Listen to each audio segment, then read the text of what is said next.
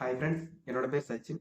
இந்த வீடியோவில் திருச்சி மாவட்டத்தில் உள்ள ஸ்ரீரங்கம் ரங்கநாத சுவாமி கோயிலில் உள்ள பல சுவாரஸ்யமான தகவல் தான் இந்த வீடியோவில் பார்க்க போகிறோம். வாங்க வீடியோக்குள்ளே போகலாம்.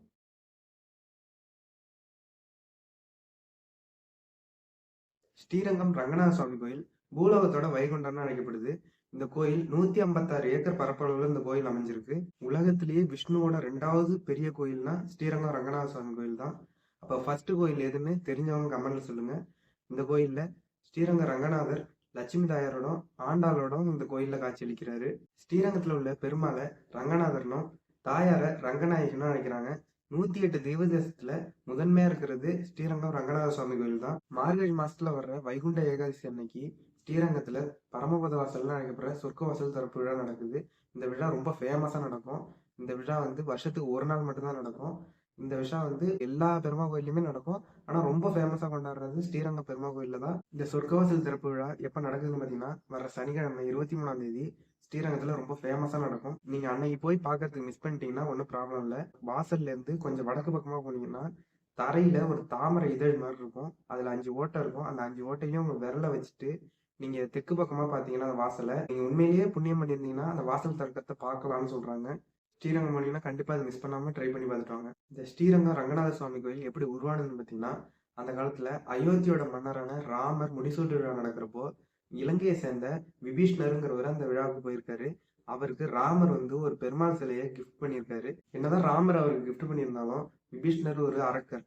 அவர் கையில இந்த பெருமாள் சிலை இருக்கிறது நல்லது இல்லைன்னு எல்லாரும் பிள்ளையார்கிட்ட போய் சொல்றாங்க. விபீஷ்ணர் அந்த சிலையை வாங்கிட்டு இலங்கைக்கு போறப்ப விபீஷ்ணர் ஒரு சின்ன பையன்ட்டு அந்த சிலையை கொடுப்பாரு.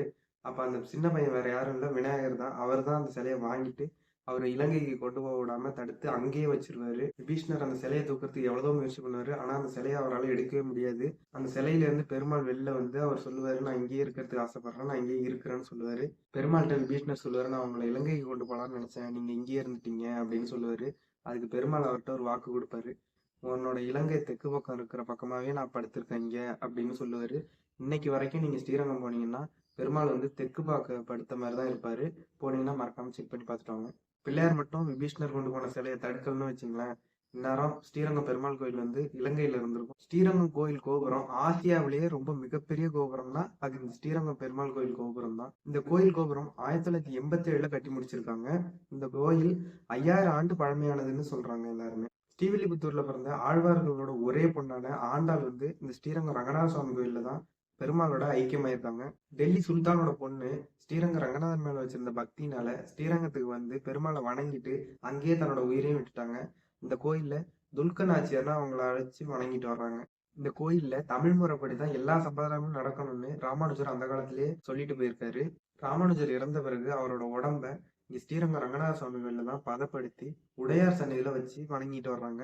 இதுல ஹைலைட் என்னன்னு பாத்தீங்கன்னா, ராமானுஜர் இறந்து 1000 வருஷத்துக்கு மேல ஆகுது. இந்த உடம்ப இன்னும் கெட்டு போகாம வச்சு வணங்கிட்டு வர்றதுதான் ரொம்ப ஆச்சரியமா இருக்கு. கம்பர் எழுதின கம்பராமாயணத்தை ஸ்ரீரங்க ரங்கநாத சுவாமி கோயில்ல தான் முதல்ல கம்பர் வெளியிட்டு இருக்காரு. ஸ்ரீரங்க பெருமாள் கோயில்ல உள்ள சிற்பங்கள் ரொம்ப பாரம்பரிய சிறப்பு தன்மை உள்ளதும் பாரம்பரிய கலாச்சார முக்கியத்துவம் உள்ள இடமா ஸ்ரீரங்கத்தை ஐநா சபையும் யுனெஸ்கோவும் அறிவிச்சிருக்காங்க.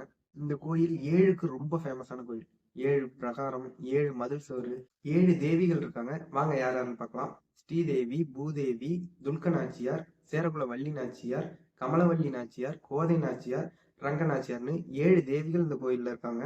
ஸ்ரீரங்கம் ரங்கநாத சுவாமி கோயில்ல வளர்ற நெற்குதிரை பார்க்கலாம்.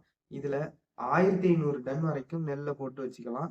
இந்த நெற்குதிர் 1000 வருஷத்துக்கு முன்னாடி உருவாக்குனது. இதுல எந்த காலத்திலயும் நெல் இல்லாம இருந்ததே இல்லைன்னு சொல்றாங்க. இதுல எவ்வளவு நெல் கொட்டினாலும் விரிவடைஞ்சு ஏத்துக்கிற தன்மை உடையதுன்னு சொல்றாங்க.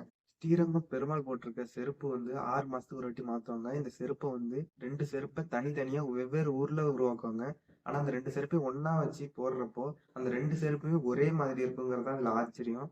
இந்த செருப்பை 6 மாசத்துக்கு ஒரு வாட்டி கயற்றப்ப இந்த செருப்பு பயன்படுத்தினது மாதிரி தேஞ்சு போயிருக்கும். இதுதான் ரொம்ப ஆச்சரியமா சொல்றாங்க. தேஞ்ச செருப்பை எல்லாம் திருக்கொட்டரங்கிற இடத்துல தூண்ல மாட்டி வச்சிருப்பாங்க. அந்த இடத்துக்கு போனவங்க அதை மிஸ் பண்ணாம பாருங்க. ஸ்ரீரங்கம் ரங்கநாத சுவாமி கோயில் ரங்கவிலாஸ் மண்டபத்துக்கிட்ட உள்ள கொடிமரத்துக்கிட்ட நம்ம விழுந்து வணங்கிட்டு அண்ணாந்து பார்த்தோம்னா அந்த கொடிமரம் அசையும்னு சொல்றாங்க.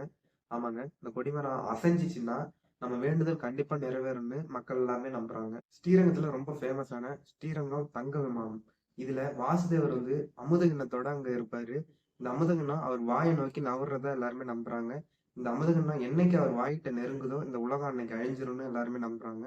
நான் ஸ்ரீரங்கம் இருக்கேன். வீடியோ பார்க்குற உங்களில் எத்தனை பேர் ஸ்ரீரங்கம் இருக்கீங்கன்னு கமெண்ட்ல சொல்லுங்க. வீடியோ பிடிச்சிருக்கும் நம்புறேன். வீடியோ பிடிச்சிருந்துச்சுன்னா லைக் பண்ணி சப்ஸ்கிரைப் பண்ணுங்க. நெக்ஸ்ட் வீடியோ சந்திப்போம். Bye friends.